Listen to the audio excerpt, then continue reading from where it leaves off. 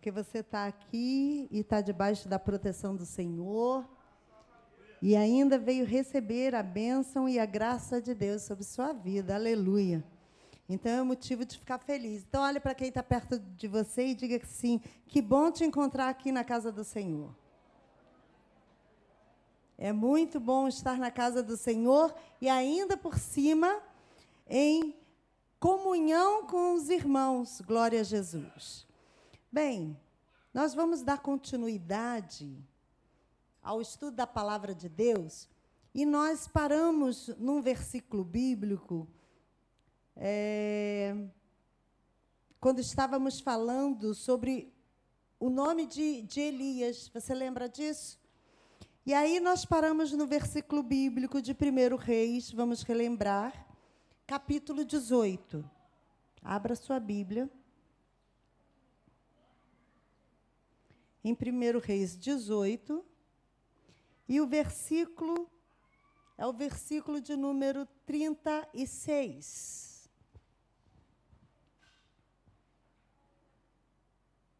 Quem achou, diga amém. Então, vamos ler. Ó Senhor, só a parte da oração de Elias.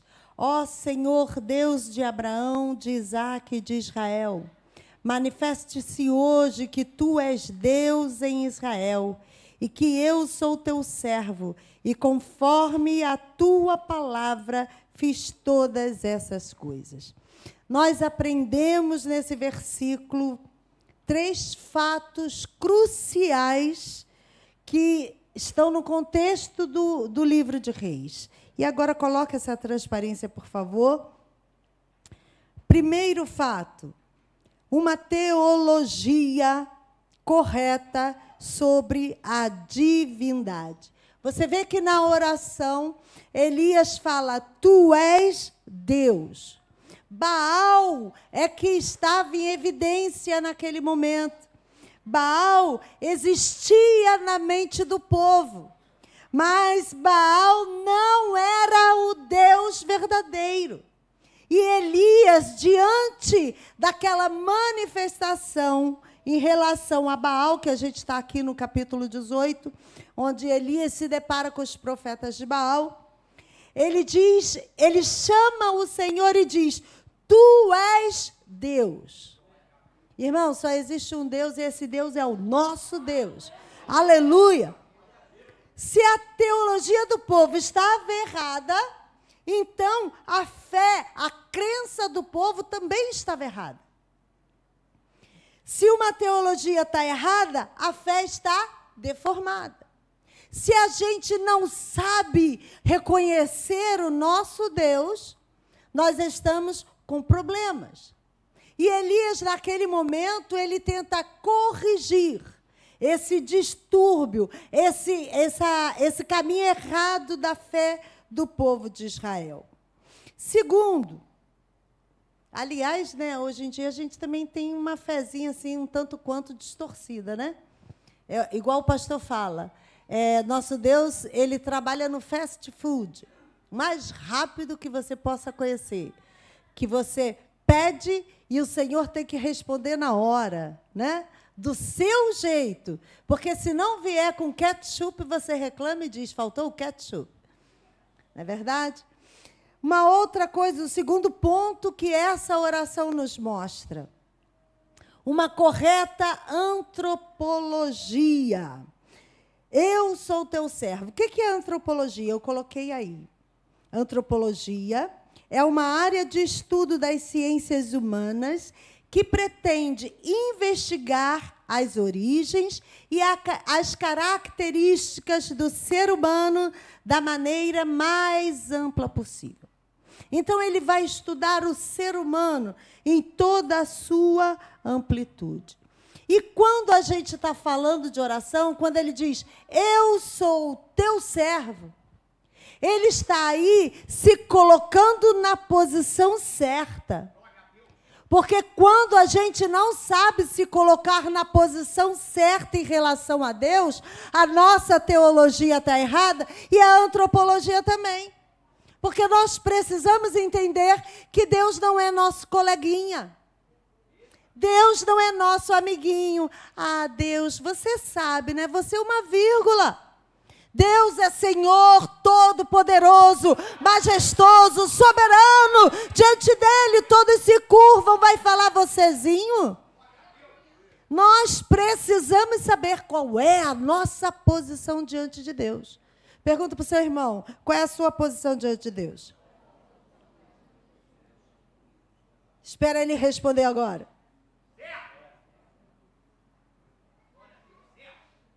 Servo. E servo faz o quê? Obedece às ordens. É assim que funciona.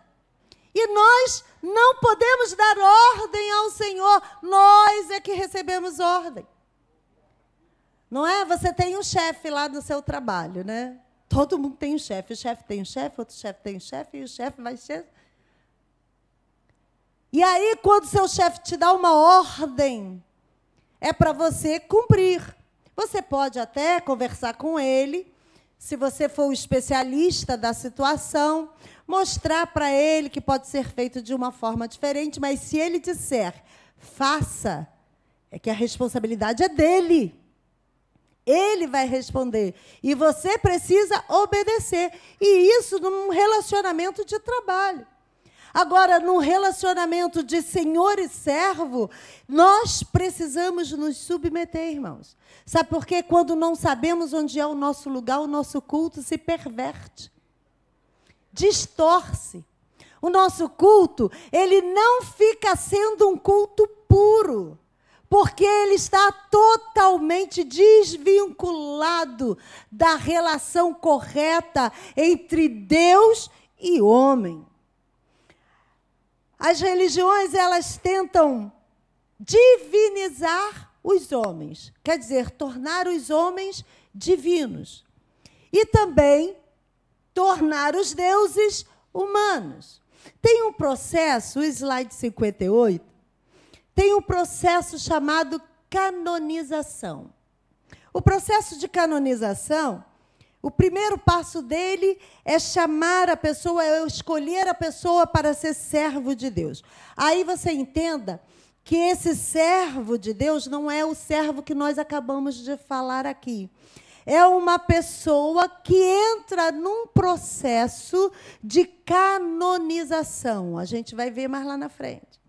Então, esse servo que foi chamado para servir a todos, esse servo é o povo comum. Graças a Deus a gente é povo comum. Aleluia. Mas aqui os homens começaram a ver a necessidade de tornar divino a humanidade, os homens. E aí, depois disso, ele torna essa pessoa venerável. Venerável é aquela pessoa que merece ser adorado, que é digno de veneração, de respeito. Normalmente é uma pessoa muito virtuosa, já falecida. E aí ele entra nesse processo de beatificação, um processo já instaurado. Depois disso, entra o processo de beato, que é uma etapa do reconhecimento da Igreja Católica em relação à santidade daquela pessoa. E aí, no estágio final, entra a canonização, que torna a pessoa um santo, um puro, um perfeito. É uma pessoa comum. A maioria das vezes, uma pessoa boa, que fez algo bom. Você conhece algum santo? Não, só eu que conheço. Você conhece? Pergunta para o teu irmão, você conhece algum santo? Então, vamos lá, fala o nome de um santo. Quem? Santo Agostinho, quem mais? Santo Antônio, Pedro, João, Tiago iam no barquinho. Quem mesmo? Fingi que eu não ouvi. Então, existe uma coisa boa que essa pessoa fez, mas nada de bom que a gente faça vai nos fazer tornar santos nesse sentido aqui, dignos de adoração, dignos de veneração, porque toda glória e toda honra só pertencem ao Senhor. Mas o que é que o diabo insere na vida do povo? Está desvirtuando a divindade, está divinizando homens que passam a ter poder divino, de mudar as coisas, de receber oração.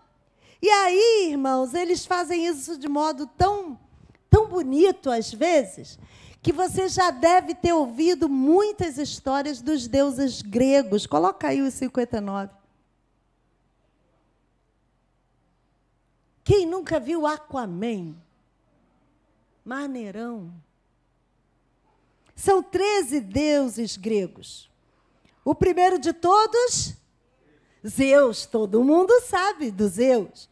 E tem... Não, vou te atualizar. Tem Hera, vai tentando achar aí. Poseidon, esse você já achou.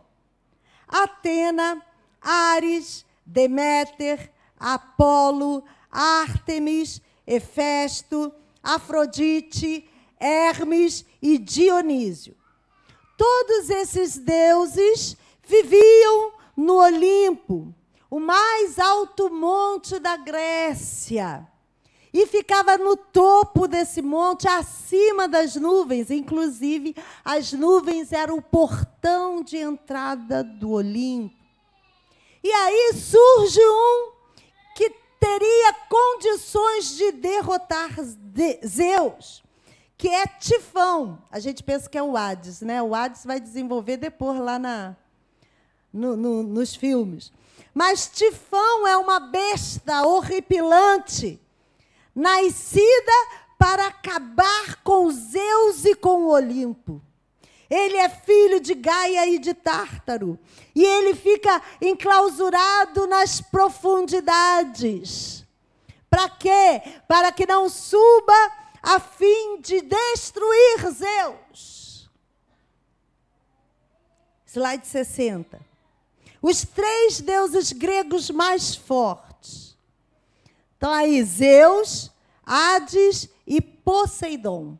Depois de um problema entre eles, eles dividem o reino, dividem a província, o mundo, dividem o mundo entre eles. E Zeus se estabelece como o Deus mais poderoso. E aí os homens cultuam Zeus. E Zeus vai ter relacionamento com as mulheres humanas. E vai gerar semideuses.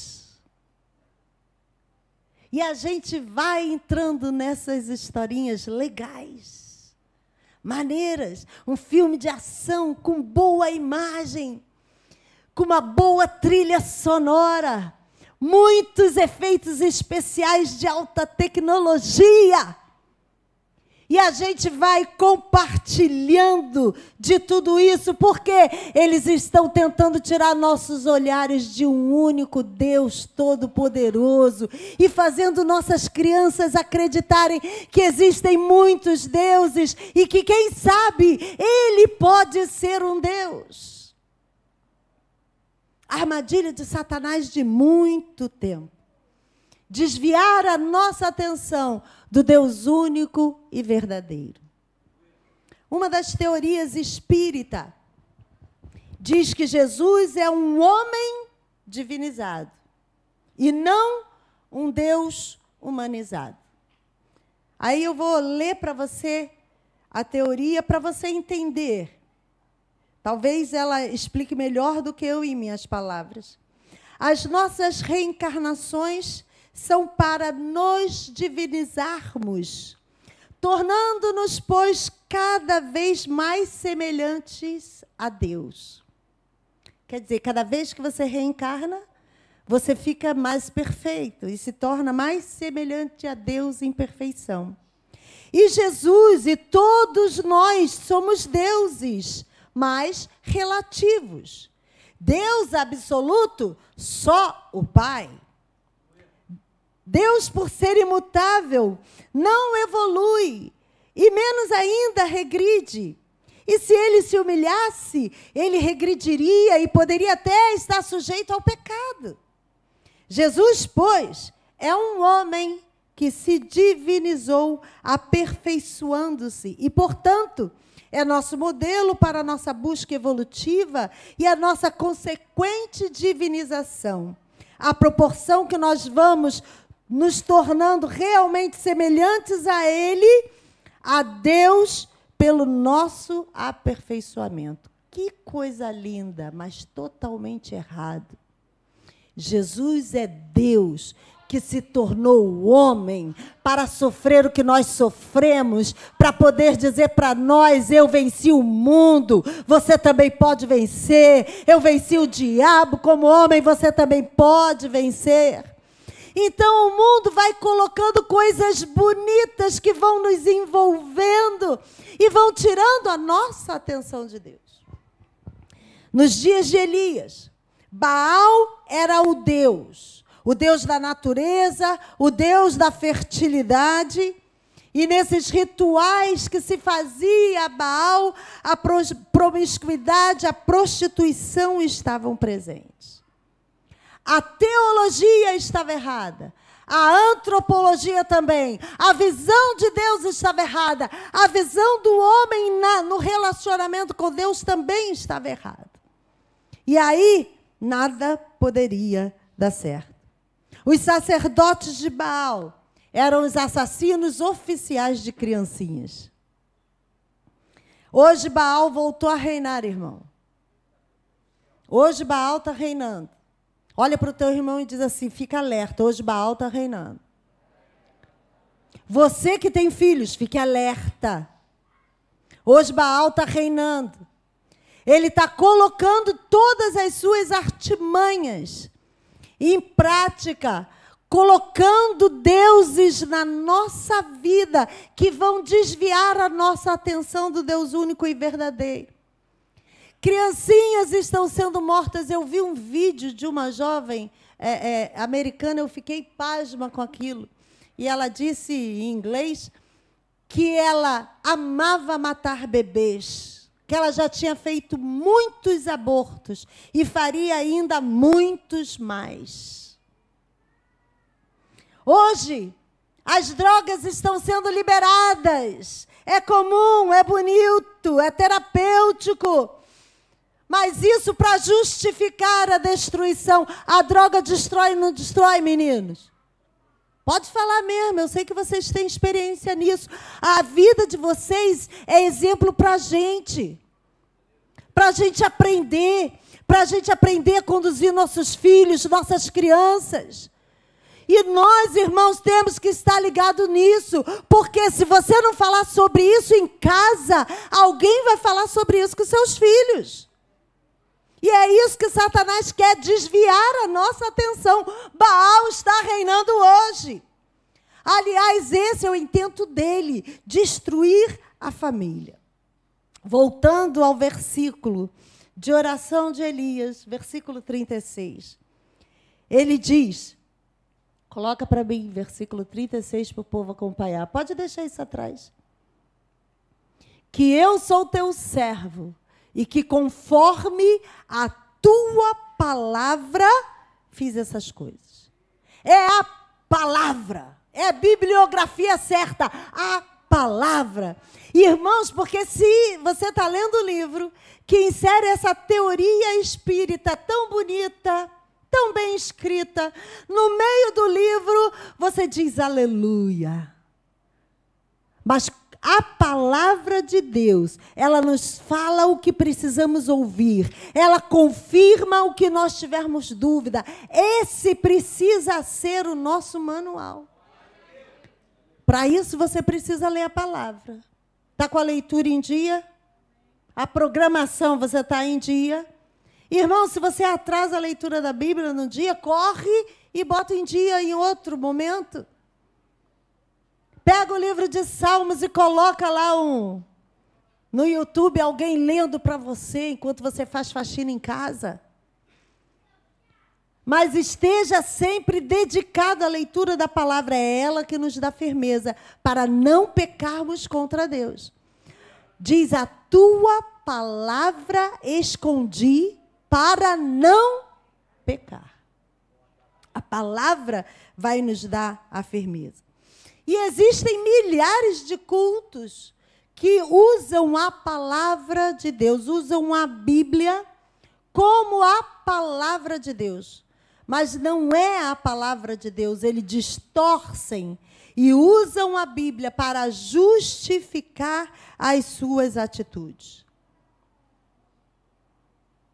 Judaísmo, samaritanismo, catolicismo usa a Bíblia, a Igreja Ortodoxa, a Igreja dos Santos dos Últimos Dias, os Mormons, os Testemunhas de Jeová, todos eles usam a Bíblia, dizendo que é a palavra de Deus. No entanto, trazem distorções dessa palavra. E aí chega Elias e diz assim, ó, segundo a palavra. E ele diz, 3 anos não vai chover. Opa, nosso Deus é Baal. Baal é o Deus das chuvas. É o Deus que controla a natureza. É o Deus que controla a tempestade. E como é que você sabe que é 3 anos e meio? Abra a Bíblia em Lucas 4. Lucas, capítulo 4. Pega lá uma aguinha para mim, irmã Bia, por favor. Aqui, ó, tem aqui, irmã. Lucas, capítulo 4, versículo 25. Achou? Diz assim, em verdade vos digo, que muitas viúvas existiam em Israel nos dias de Elias, quando o céu se cerrou por quanto tempo? 3 anos e? De sorte que em toda a terra houve grande fome. 3 anos e 6 meses, confirmado com testemunhas. Por quê? Por causa da palavra de Deus. E aí o rei ficou chocado. Como assim? O nosso Deus é Baal, e Baal não vai permitir que isso aconteça. Ele já tinha feito uma grande defesa militar. O povo, a nação já estava protegida, cuidada. Mas, se Baal fosse confrontado e perdesse nesse confronto, haveria um grande dissabor, uma grande decepção do povo com o seu Deus Baal. E como é que ele iria agora estar dominando aquele povo com a crença num Deus que tinha o controle da chuva? Não foi sem motivo que Elias pediu que a chuva parasse. Tem coisas na nossa vida que são deuses que tomam o nosso tempo, que tomam a nossa atenção, que tomam a nossa energia, que precisam ser confrontados. E muitas das vezes, irmãos, alguma coisa seca na nossa vida para que nós possamos entender que o nosso Deus não é esse a quem estamos servindo. Às vezes é o nosso trabalho, como o pastor sempre diz aqui, quando a pessoa está desempregada, não falta um culto. Quando Deus abençoa e abre as portas do emprego, a pessoa some da igreja. Como é que Deus vai dar uma bênção para você que vai te afastar dele? Nunca. Ele nunca faria isso. Então, se tem alguma coisa na sua vida que está te afastando do Senhor, reveja isso. Ou você está divinizando alguém ou alguma coisa, ou você está colocando o seu Deus em 2º, 3º, 4º, 5º plano. Bem, vamos falar agora do ministério de Elias. Elias, desde o capítulo 17 até 2 Reis 2, está falando do ministério de Elias. E ele começou o seu ministério quando aceitou um chamado, porque Elias, você sabe, estava em algum lugar, em algum momento, e de repente ele já surge diante do rei, porque ele certamente ouviu um chamado do Senhor, porque ninguém toma uma atitude de ousadia se não souber que Deus está junto.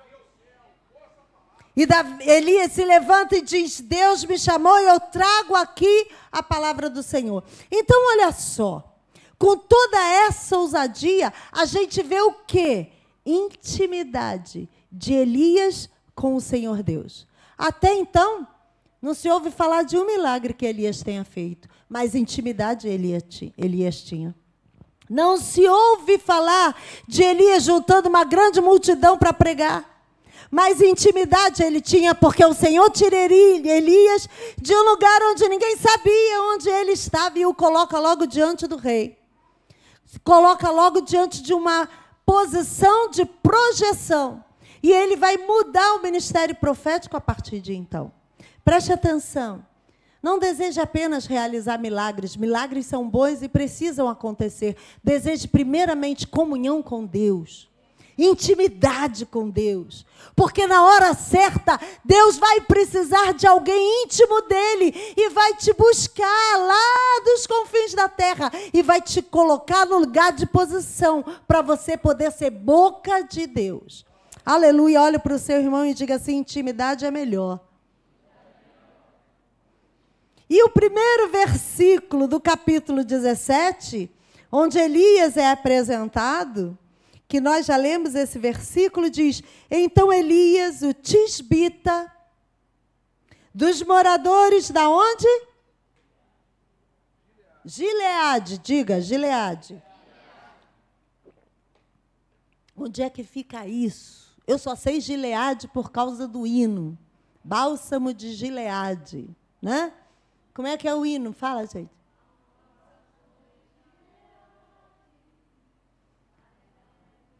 Aí você sabe que existe Gileade. Mas Gileade está onde, pastora? Bota aí, meu filho. Vamos achar Gileade aí. Elisa está profetizando em que reino? Norte ou sul? Norte, diga norte. E Gileade fica no reino norte. Ó, aqui embaixo é Judá, que é o reino do sul. E aqui embaixo, aqui em cima, é Israel, nessa parte azul aqui, ó. Israel, tudo isso aqui é Israel. Do mar da Galileia até o Mar Morto. Esse aqui é o Rio Jordão. E Gileade fica aqui, olha, nessa parte oriental, norte oriental, quase que eu falhei. Fica Gileade, num lugar meio que deserto. Essa parte aqui hoje é toda Jordânia. E a gente vê algumas características, não na Bíblia, mas a gente vê em estudiosos, e Charles Swindoll, ele destaca Gileade e fala isso de Gileade pelas pesquisas. É um grande pesquisador. Ele diz: era um lugar solitário e de vida ao ar livre, onde seus habitantes eram provavelmente rudes, queimados do sol, musculosos e fortes. Imagina Elias. Nunca foi um lugar de educação, sofisticação e diplomacia. Era uma terra árida e muitos acham que a aparência de Elias tinha muita relação com a sua terra. Seus hábitos beiravam o grosseiro e o áspero. Tem muitos Elias aqui. O violento e o severo. Não muito diferente de outros personagens fortes que Deus introduzira na cena, em certos momentos da história, na igreja levantar, de um modo insuspeito. Estes personagens podem não ter muitos amigos, mas uma coisa é certa: eles não são ignorados. Os profetas sempre são assim. Onde chegam, aparecem. Profeta não fica escondido muito tempo. Nós precisamos sair dos nossos esconderijos. Porque Deus tem colocado palavra de vida na nossa boca. Isso significa que você precisa ser profeta para liberar essa palavra que está na sua boca. Elias se tornou maior do que o meio em que ele vivia. Inclusive, Tisbe, em Gileade, que era, o nome da aldeia era Tisbe, ela se tornou conhecida por causa de Elias, e não Elias por causa de Gileade. Ele continua dizendo assim: Elias foi um grande campeão de Deus. Sua vitória estava no fato de que ele fazia o que Deus lhe ordenava e confiava que Deus não o decepcionaria. A sua vitória é prova de que o crente pode ser vencedor, mesmo que tenha que trabalhar e viver entre ímpios. Elias vivia no meio do povo comum, como nós vivemos. No entanto, era ungido de Deus, era separado de Deus. Era o homem que foi chamado por causa da intimidade com Deus. Então, não deixe que a impiedade alcance a sua vida, porque você está trabalhando no meio de ímpios. Pelo contrário, você tem que mostrar àqueles ímpios que você é diferente, porque você tem a graça e a unção de Deus sobre a sua vida. Quanto mais intensa for as trevas, mais a luz precisa brilhar em nós. Abra sua Bíblia em Mateus 5. Aleluia. Eu quero ler mais um testemunho de um grande historiador em relação a Elias. Mateus 5. Olha só, versículos 14 a 16. Vós sois a luz do mundo. Não se pode esconder uma cidade edificada sobre o monte, nem se acende a candeia e se coloca debaixo do alqueire, mas no velador, e dá luz a todos que estão na casa. Assim resplandeça a vossa luz diante dos homens, para que vejam as vossas boas obras e glorifiquem o vosso Pai que está nos céus. Olha para o seu irmão e diz assim: brilha, irmão.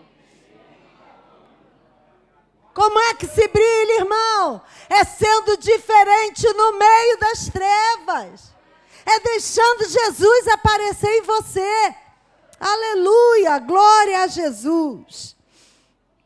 Outro expositor bíblico, Horácio Simeão Joffre, ele observa e diz o seguinte: do ponto de vista da história da religião de Israel, a importância do profeta Elias reside no fato de que com ele se chega a um novo nível no desenvolvimento da profecia bíblica. De modo mais claro do que acontece com Balaão e Natã, estabeleceu-se em Elias a clara distinção entre o profeta escolhido da vontade divina explícita e grupos proféticos, que até então era assim que se manifestava. Movimentos carismáticos ou menos espontâneos, dos quais nos falam outros textos do Antigo Testamento. Antigamente haviam grupos de profetas, movimentos proféticos, e alguns surgiam, e a gente viu isso aqui. Mas quando Elias é levantado por Deus, ele é levantado para mudar o rumo das profecias na palavra de Deus. O slide 62, ele vai falar desses profetas do tempo de Elias. Então, nós temos profetas como um grupo de profeta. Abra sua Bíblia em 1 Samuel 10.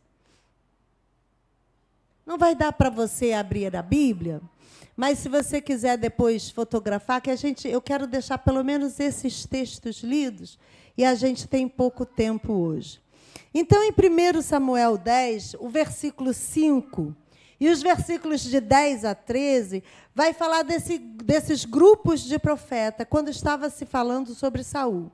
Diz assim, versículo 5: então virás ao outeiro de Deus, onde está a guarnição dos filisteus, e há de ser que, entrando ali na cidade, encontrarás um rancho, quer dizer, uma guarnição, um grupo de profetas, que descem do alto e trazem diante de si saltérios e tambores e flautas e harpas, e profetizarão. Do versículo 10 em diante, vai continuar falando sobre esse grupo. E chegando eles ao outeiro, eis que um rancho de profetas, ou um grupo de profetas, lhes saiu ao encontro, e o Espírito de Deus se apoderou dele, e profetizou no meio deles. Está falando de Saul. E aconteceu que, como todos os que dantes o conheciam, viram que eis que com os profetas profetizavam.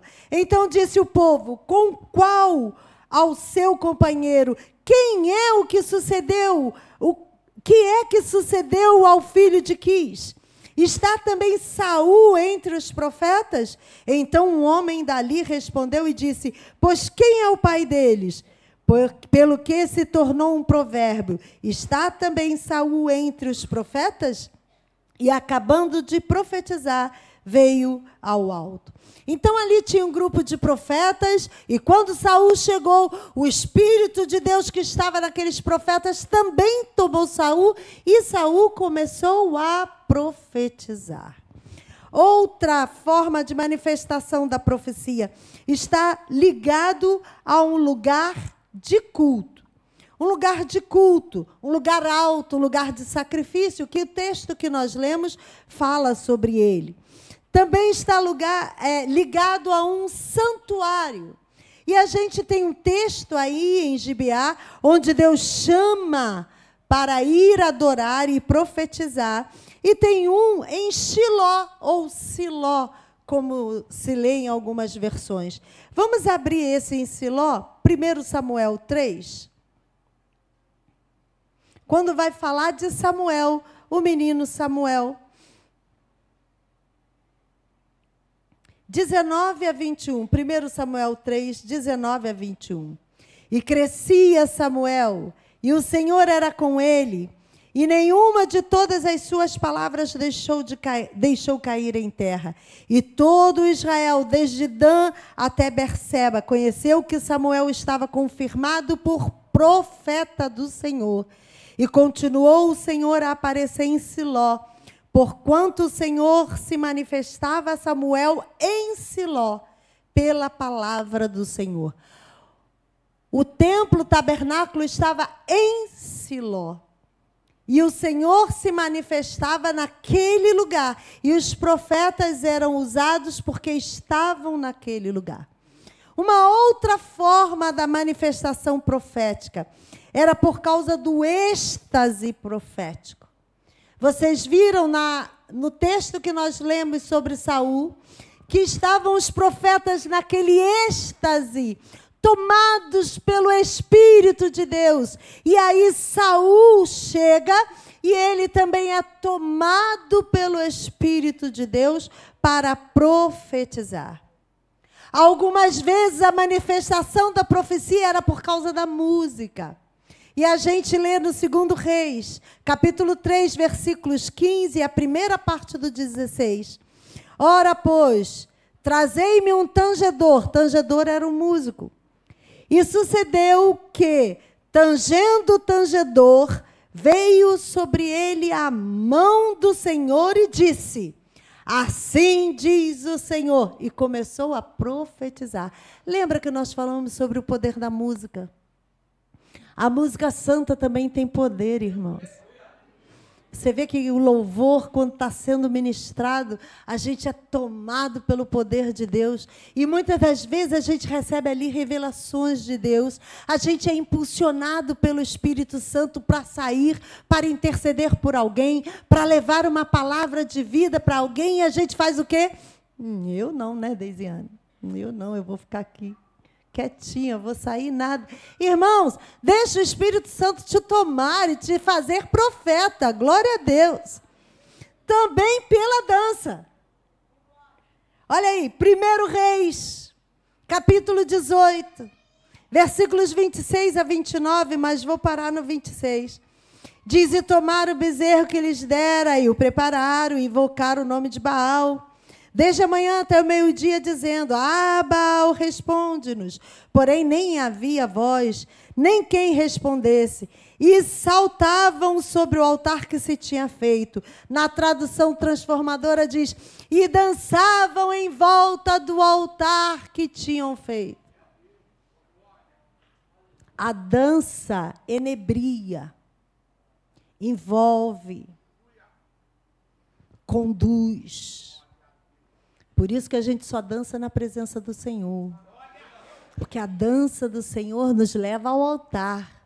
A dança no mundo nos leva... A resposta é sua. A gente só pode dançar na presença do Senhor.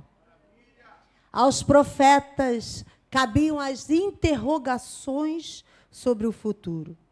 O próprio estudo que nós estávamos tendo falava do rei que mandou consultar o profeta Abias se o filho dele que estava doente iria morrer ou não. Lembra disso? E o profeta mandou dizer que o filho dele morreria. Aos profetas é dada uma palavra de vislumbre do futuro, do que vai acontecer. Lembrando que a profecia não determina o futuro. Lembra disso? A profecia está dizendo: o caminho que você está seguindo vai te levar para esse lugar. Mas a mudança do coração, o arrependimento, muda a consequência do caminho. Glória a Deus. Bem, e aí chega Elias, e Elias começa a mudar essa história. Inclusive, passa para o novo tempo dos profetas escritores.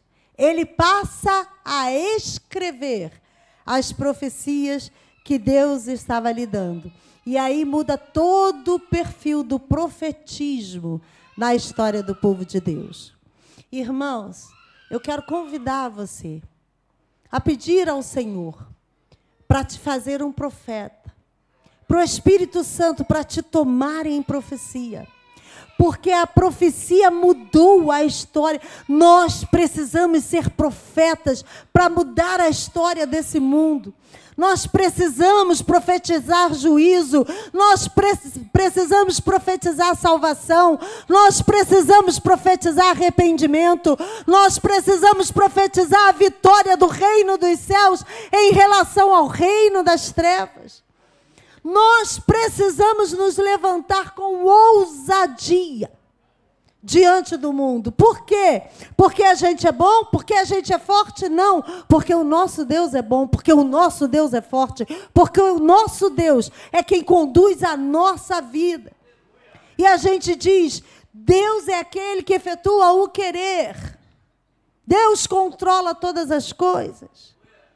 Deus controla, irmãos. Deus tem todo o poder. Mas Ele coloca nas nossas mãos algumas decisões, algumas atitudes. Porque a autoridade do mundo Ele deu na mão dos homens. E nós transferimos para o diabo essa autoridade. Mas a igreja de Deus veio para cumprir a missão de Jesus Cristo, que é derrotar as obras do diabo, é destruir as obras do diabo, é ganhar as pessoas e trazer para o reino de Deus. E destruir é alguma coisa que requer ação, é atitude, é força, é quebrar, é esmiuçar. Então, nós precisamos nos colocar nessa posição. Nesses tempos maus, onde Baal está imperando, nós precisamos de profetas com intimidade com Deus, para levar a palavra de Deus e confrontar o mundo. A gente sabe o destino do mundo, porque a Bíblia já nos narra. Mas isso não isenta a responsabilidade da igreja, que a Bíblia também coloca sobre nós. Eu gostaria que você curvasse a sua cabeça e começasse a avaliar a sua posição no relacionamento com Deus. A sua posição de servo ou não. A posição de Deus na sua vida. Se você está humanizando Deus de tal forma que você olha para Ele na horizontal, não mais olhando para o alto. Você olha para Ele como se Ele fosse o seu colega, aquele que não tem tanto poder assim, aquele que a sua intimidade não gera respeito, não gera reverência. Qual é a sua posição? Porque no momento que você tenha que elevar os seus olhos para o Senhor, você está o colocando na posição de Deus, de rei, e você de servo, de filho, mas servo, aquele que está pronto a obedecer, mas ao mesmo tempo que está agarrado aos pés do Senhor. E se você está agarrado aos pés do Senhor em humildade, em servidão, Diga para ele: Senhor, eu posso achar que não tenho capacidade, mas quem capacita é o Senhor, então eu me coloco diante do Senhor disponível para ser um profeta nessa geração onde Baal está reinando, onde Baal está dominando, onde Baal está fazendo dos homens, da criação do Senhor, aquilo que bem entende. Oh Senhor, nós não queremos nos curvar diante de Baal, mas só diante do Senhor. Então levanta aqui profetas, Jesus, nessa casa. Pessoas que estão aqui nessa noite, que vieram para um culto, que eles sabiam que deveriam dobrar os seus joelhos, que era um culto de clamor, de oração, de aprendizado da sua palavra, de confronto com a sua palavra, para promover o crescimento. Senhor, há um motivo para isso. Porque não há coincidência na nossa vida. A nossa vida é regida pelo Senhor, é conduzida pelo Senhor. Então, Senhor, revela-nos o propósito do Senhor para nós.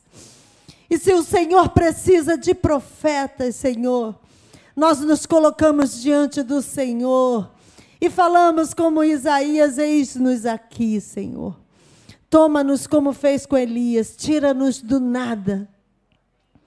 Tira-nos, ó Deus, de pessoas sem história e coloca-nos, ó Deus, para escrever uma nova história na sua igreja. Nós não queremos mostrar uma igreja derrotada, uma igreja corrompida. Nós somos uma igreja santa, pura, perfeita, imaculada. Perdoa os meus pecados que às vezes trago, ó Deus, mancha para a tua igreja, mas a tua igreja é santa, Senhor. E que essa igreja siga vitoriosa, que ela siga honrosa diante dos homens, diante do mundo, assim como é diante do Senhor. Nós oramos a Ti e agradecemos. Ajuda-nos a guardar a Tua palavra em nosso coração, para não pecar contra Ti. Obrigada por tudo, Senhor, em nome de Jesus. Amém, amém. Você pode aplaudir ao Senhor? Glória a Deus. Cumprimenta alguém e diga assim: brilha, irmão, brilha, deixa Jesus brilhar em você.